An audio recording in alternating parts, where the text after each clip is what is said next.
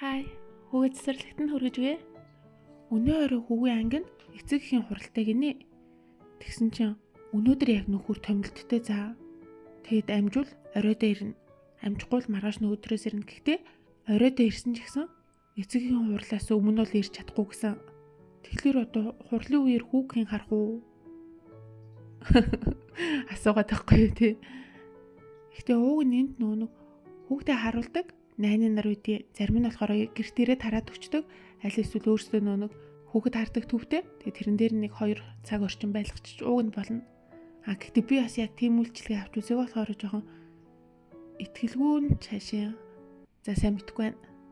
Ууг нь би нөө хүүгийн найзынхаа ээжээс хамттан нэг хурлын үеэр байлгаа танаад байлгачих гэж гух гэснээр юу ч гэсэн багшаас нь асуугаатыг асуусан чи азар харин багш нь өнөөдөр туслах багш нь эцэг их нөө гэртээ авч үлдээх боломжгүй байгаа хүүхдүүдийг ангидаа харахын гинэ. Тэгэхээр бас хаз тарлаа. Ер нь гэхдээ ингээл жоохон хүүхдтэй гурвуулганы гадаадд амьдрахаар одоо жишээ нь нөхөр бит хоёрын ажилд авахцах үеэр аль нэг нь тэгэл хүсүүсээгүү цуцалж л тарандаа. Тэгэл яг нөхөр бит хоёр бол хойлохны гадуур гарах ч юм уу эсвэл нэг ингээл болцох энэ төр бол байхгүй. Тийм боломж нь байхгүй. Гэтэ зүгээрээ ямар том асуудал байгаа ш. Гайгүй. Гэтэ ер нь ингээл бусд хүмүүсийг амьдралд тулгарах аливаа юм асуудалд хэрхэн хандж байгаагаар нь анзаархад зарим хүмүүс асуудал туллаа гэж бодоход тэрийг нэг хөнгөнөөр хүлээд авчдаг. За тэгэнгүүтээ ашиглаж болох боломжуудыг айгүй хурдан ингээд чөлөөтэйгээр ашиглаж чаддаг. Тэгэд гаргаж байгаа шийдвэр нэг тийм харьцангуй бие даасан юм шиг асуудлыг нэг хүндрүүлэлгүйгээр хөнгөнөөр эвтэйхэн шийдээд ингээд аваа явчихдаг хүмүүс байдаг. Гэхдээ би бол бас арай ондоо яг энэ тал дээр нэг асуудлыг хүндрүүлж хүлээж аавна. Тэгээд явцын дунд ингээд хийж байгаа үйлдэлүүд нэг жоохон тийм төвөгтэй болгодог. Үр дүн нь болохоор тийм хөнгөн хурдан гэхээс илүү удаан хугацтай юм шиг жоохон байх гэдэг. Йоо энийг хараа. Би энтнүүсийг ингээд утгашаан дарах хэрэгтэй байсан юм байна. Тэгсэн чинь харалтаа ингээд цагаар нийлгарсвал харин ч гоё юм болов. Би сая уг нь дотор нь ингэж нуулч ч юм уу эсвэл ямар ч гэсэн дотогшоон хийх үжи би тэгсэн чинь буруу хийжлээ. Одоо ингэ даалтцсан яах юм. За энэ юм угаасаа нэг юм уранхай таахгүй тийм чи бүксэн дээрээ бас уранхайтай гэж хүмүүс бодож чадах болооч гэж. Йоо за болов. За өнөөдөр би энэ випинг кремээрээ нэг торт хий.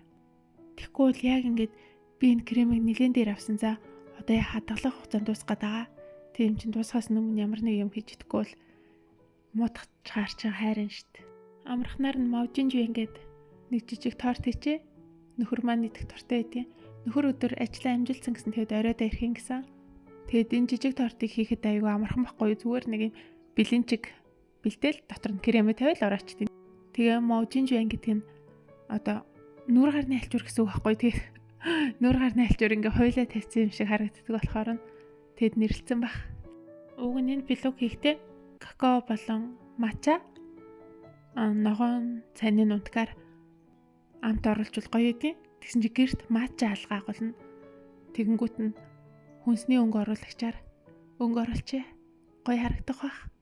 Би ер нь бэлэнчиг хийхдээ гайгүй сайн гэж ер нь гэхдээ би багасаа л тэгэл бэлэнчиг айгүй хийдэг байсан.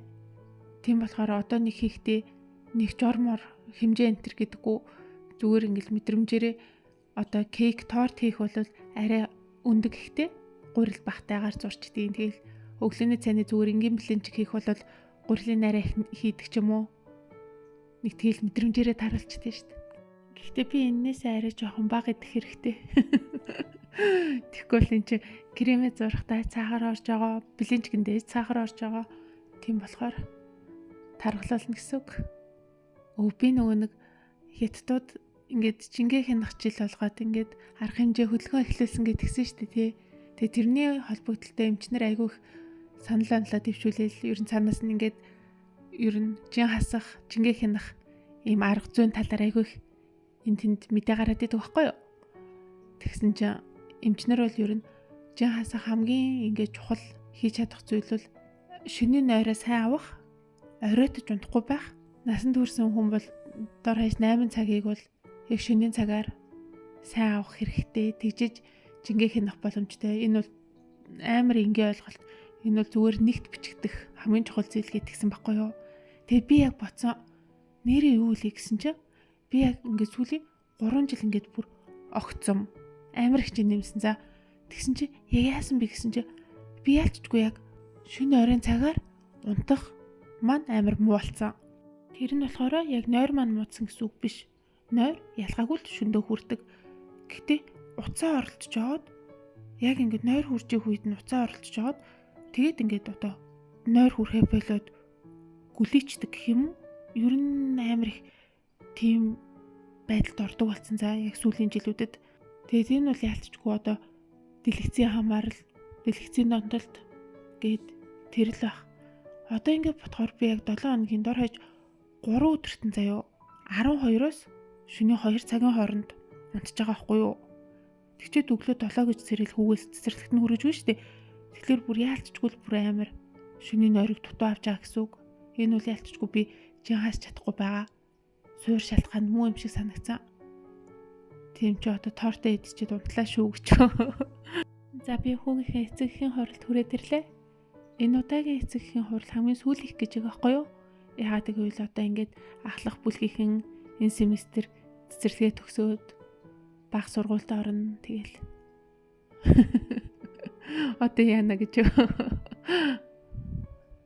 Тэгэд энэ семестр сурах зүйлээ багш нь тайлбарлахдаа тооны хичээл төлхөө орно. Тэгээд багнан бичиглэлээр нэмж хас сурна. 100-ын дотор нэмж хасч сурна гэсэн. Гэтэ ер нь багнан бичиглэлийг сурч хаар чинь тэгэл олон оронтой байсан ч гэсэн ер нь нэмж хасаа сурчих байх л та тий. Тэгээд дээрэс нь хүрт шийдэлнэ гэсэн. Гэтэ ангийнхаа хүүхдүүд баруун 30-40% хүүхдүүд бол хүртээ бүгдийг чийжилсэн байсан. Хүү маань болохоор бас хараахан бүгдийг чийжлээгүй. Нэгийн хүрд 5-ын хүртээ.